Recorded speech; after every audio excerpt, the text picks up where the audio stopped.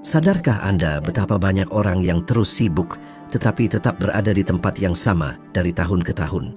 Mereka berlari, menghabiskan energi, melakukan banyak hal, tetapi pada akhirnya mereka hanya bertahan hidup, bukan benar-benar hidup. Ini terjadi karena satu alasan sederhana namun menghancurkan. Mereka tidak tahu kemana mereka akan pergi, mereka tidak memiliki tujuan yang jelas, tidak memiliki arah. Kebanyakan dari mereka hanya ada, bertahan hidup, bekerja untuk membayar tagihan, mengeluh tentang cuaca, pemerintah, krisis, dan terus berputar-putar. Yang paling berbahaya adalah ini menjadi normal. Kurangnya tujuan yang jelas berubah menjadi gaya hidup yang tenang dan nyaman. Dan kenyamanan inilah yang membunuh impian. Dulu saya juga pernah berada di posisi itu. Saya tidak memiliki pendidikan tinggi, pengalaman bisnis, atau prospek yang jelas. Jika Anda melihat saya saat itu, Anda mungkin mengira saya adalah kasus yang hilang.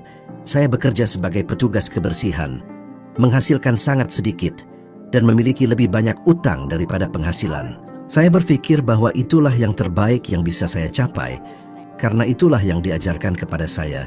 Itulah yang saya lihat di sekitar saya, karena saya tidak pernah berhenti untuk membayangkan apa yang sebenarnya saya inginkan, sampai seseorang menatap mata saya dan mengajukan pertanyaan sederhana yang membuat saya hancur dari dalam. "Bob, apa yang sebenarnya kamu inginkan?" Pada saat itu, saya menyadari bahwa saya tidak pernah menanyakan pertanyaan itu kepada diri saya sendiri. Saya hidup dalam autopilot, hanya bereaksi terhadap kehidupan, seperti yang dilakukan kebanyakan orang. Pertanyaan itu memprovokasi saya tidak tahu bagaimana menjawabnya. Dan itu adalah hal terbaik yang bisa terjadi pada saya. Ketika Anda tidak tahu apa yang Anda inginkan, apapun tampak cukup, dan disitulah Anda mulai menerima kurang dari yang pantas Anda dapatkan. Anda menerima pekerjaan yang tidak Anda sukai, hubungan yang tidak menginspirasi Anda, kehidupan yang tidak menantang Anda, karena kurangnya kejelasan, kurangnya keberanian, kurangnya tujuan. Inilah detail terpentingnya. Tujuan yang nyata bukanlah keinginan yang samar, ingin bahagia, memiliki lebih banyak uang, atau hidup lebih baik bukanlah tujuan. Itu hanyalah niat yang terlepas. Tujuan harus jelas, spesifik, terukur, dan yang terpenting cukup besar untuk membuat Anda merasa takut dan bersemangat pada saat yang sama. Jika tujuan Anda tidak menantang Anda, itu tidak layak untuk Anda. Sekarang saya memahami bahwa pikiran tanpa arah seperti kapal tanpa kemudi, ia mungkin bergerak, tetapi ia berada di bawah belas kasihan arus eksternal. Tahukah Anda apa itu arus? Berita negatif, percakapan yang mengalahkan diri sendiri, keyakinan yang membatasi yang diwariskan, masyarakat, teman, orang tua, kolega, semuanya mencoba meyakinkan Anda bahwa ini sudah cukup. Tahukah Anda apa konsekuensinya? Anda terus sibuk tetapi tidak bertumbuh, sibuk tetapi tanpa tujuan, sibuk tetapi tanpa arah, dan waktu terus berlalu. Ketika Anda berkedip, 5, 10, 15 tahun telah berlalu, dan rasa pahit frustrasi mulai muncul. Itu disebut pengabaian diri, dan itu dimulai ketika Anda berhenti bermimpi besar. Sudah berapa kali Anda mengatakan pada diri sendiri, ketika ada kesempatan, saya akan memikirkannya. Sudah berapa kali Anda menunda gagasan itu, perjalanan itu, proyek itu, karena waktunya tidak ideal? Bagaimana jika saya memberitahu Anda bahwa itu bukan kurangnya kesempatan, tetapi kurangnya tujuan? Lihat, semua orang sukses yang saya kenal memiliki tujuan yang jelas. Mereka tahu persis apa yang mereka inginkan dan tidak malu untuk mengejarnya, bahkan jika itu tampak mustahil. Walt Disney dipecat karena kurangnya kreativitas. Oprah Winfrey dikecilkan karena tidak cocok untuk TV. Mereka memiliki tujuan dan itu membuat mereka tidak menyerah, bahkan ketika dunia berkata, tidak. Sekarang pikirkan baik-baik, apa tujuan Anda hari ini? Apakah Anda memiliki kejelasan? Bisakah Anda menuliskannya di atas kertas sekarang secara langsung dan spesifik? Atau tujuan Anda hanya meningkatkan kehidupan? Kurangnya tujuan adalah salah satu kekeliruan terbesar yang membuat orang terjebak dalam siklus frustrasi dan kemelaratan. Dan mungkin itu adalah kekeliruan Anda sekarang. Bukan karena niat buruk, tetapi karena kurangnya kesadaran. Jadi inilah undangan saya, hentikan apa yang sedang Anda lakukan sekarang dan tuliskan 3 tujuan, tetapi Jangan tujuan kecil, tuliskan tujuan yang membuat jantung Anda berdebar lebih kencang, yang menantang zona nyaman Anda, yang tampak terlalu besar untuk Anda hari ini, karena itulah yang sepadan. Itulah yang akan menarik Anda ke depan. Anda tidak perlu tahu bagaimana Anda akan sampai di sana. Itu datang kemudian. Pertama, Anda perlu menyatakan apa yang sebenarnya Anda inginkan, karena selama Anda tidak melakukan itu, pikiran Anda akan terus terlalu sibuk dengan hal-hal yang tidak penting, akan terus memecahkan masalah yang bahkan tidak perlu ada, akan terus hidup tanpa benar-benar hidup. Mungkin Anda berpikir, tetapi Bob, bagaimana jika saya salah dengan tujuan saya? Bagaimana jika saya berubah pikiran di tengah jalan? Saya akan menjawab Anda, lebih baik menyesuaikan tujuan saat bergerak daripada hanya berdiri menunggu inspirasi yang sempurna. Kekeliruan terbesar adalah tidak mencoba. Kejelasan adalah langkah pertama untuk keluar dari stagnasi.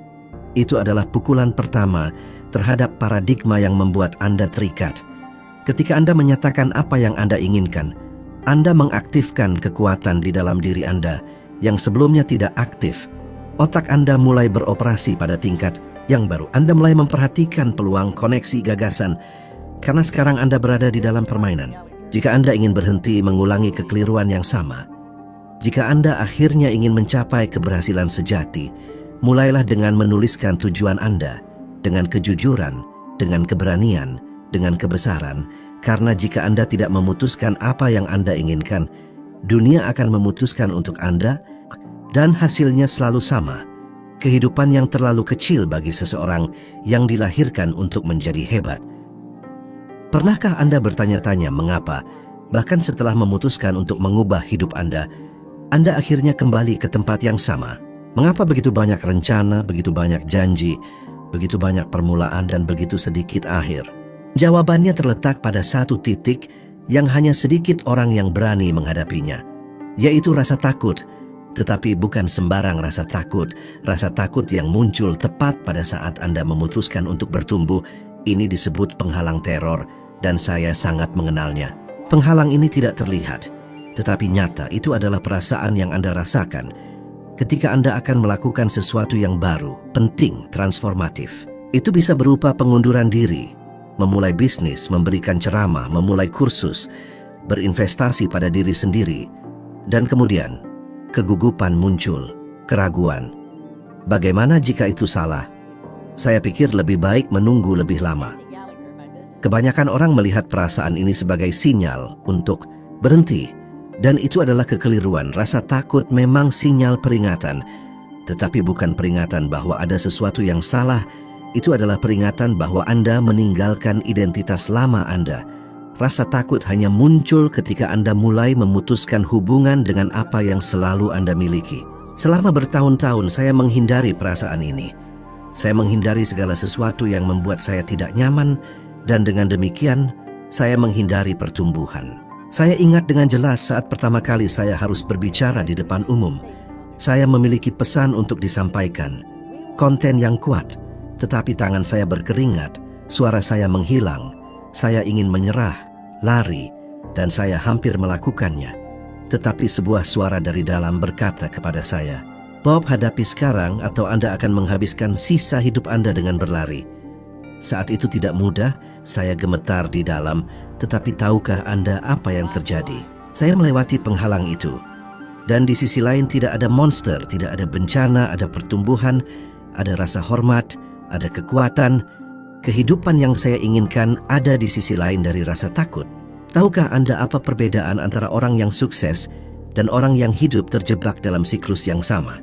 Itu bukan bakat, itu bukan keberuntungan, itu adalah keputusan untuk melewati penghalang teror. Karena itu akan muncul selalu, di setiap tingkatan baru, di setiap tantangan baru, itu akan muncul dengan wajah baru, lebih canggih, lebih meyakinkan. Dan jika Anda tidak memahami apa yang terjadi, Anda akan berpikir bahwa rasa takut adalah peringatan untuk mundur. Padahal sebenarnya, itu adalah undangan untuk maju. Kenyataannya adalah, tidak ada seorang pun yang bebas dari rasa takut. Tidak saya, tidak Anda, tidak juga nama-nama terbesar dalam sejarah. Yang berubah adalah hubungan setiap orang dengannya. Saya telah bertemu dengan pengusaha yang brilian, kreatif, cerdas yang tidak pernah mengeluarkan gagasan mereka dari kertas. Mengapa? Takut gagal, takut dihakimi, takut keluar dari rata-rata. Saya juga telah bertemu dengan orang-orang sederhana, dengan sedikit pendidikan, tetapi yang memutuskan untuk tetap pergi meskipun takut. Orang-orang yang memulai bisnis kecil, pindah kota, belajar apa yang tidak didukung oleh siapapun, dan orang-orang ini mengubah hidup mereka. Tahukah Anda apa yang ditunjukkan hal ini kepada saya? Keberanian bukanlah tidak adanya rasa takut, tetapi bertindak meskipun ada rasa takut. Itu adalah memutuskan bahwa masa depan Anda lebih berharga daripada zona nyaman Anda. Masalahnya adalah kita diajarkan untuk menghindari rasa takut, untuk melindungi diri kita darinya. Sejak kecil kita mendengar kalimat seperti berhati-hatilah, jangan mengambil risiko, pergi perlahan, dan ini membentuk pikiran kita untuk menghindari segala sesuatu yang membutuhkan keberanian. Ketika kita tumbuh dewasa, pemrograman ini tetap aktif. Dan kemudian ketika sebuah kesempatan besar muncul, dorongan pertama kita adalah mundur. Bagaimana jika Anda mulai melihat rasa takut dengan cara yang berbeda?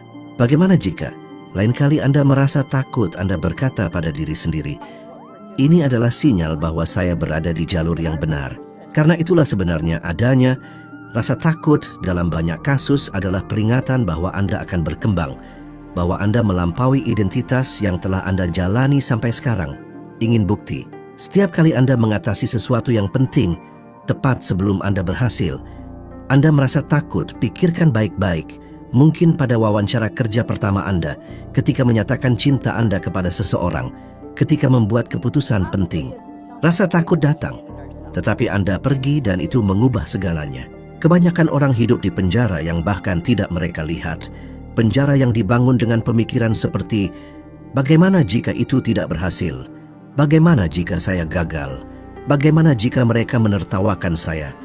Tahukah Anda apa yang hampir tidak ditanyakan oleh siapapun?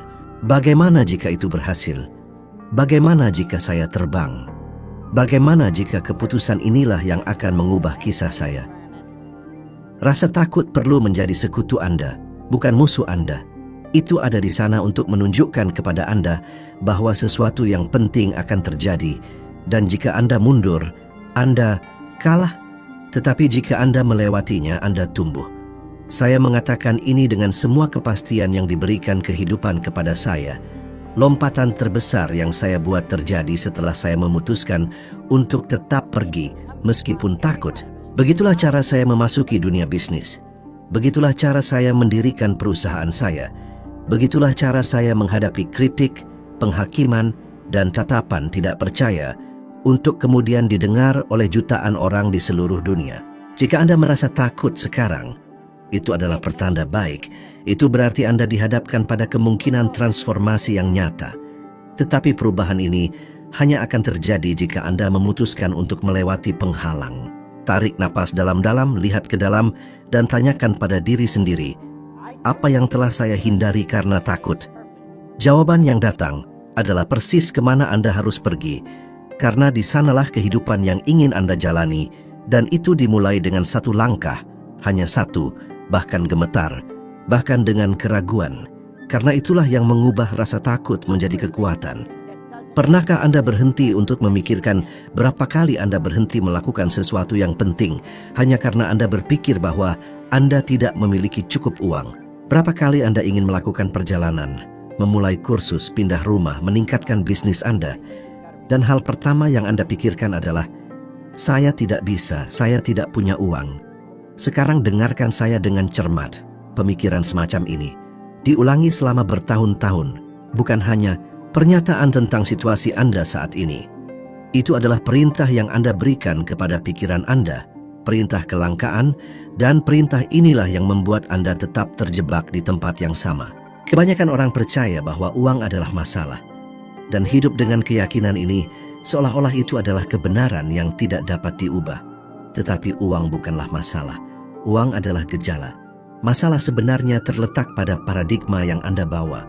Pemrograman mental yang tenang yang mendefinisikan seberapa besar Anda percaya layak, seberapa besar Anda percaya dapat menghasilkan, dan terutama Bagaimana Anda bereaksi terhadap kekurangan? Saya telah bertemu dengan orang-orang yang berpenghasilan 15 juta rupiah, 30 juta rupiah, bahkan 60 juta rupiah per bulan dan hidup bangkrut. Tahukah Anda mengapa? Karena mereka terus berpikir seperti orang miskin.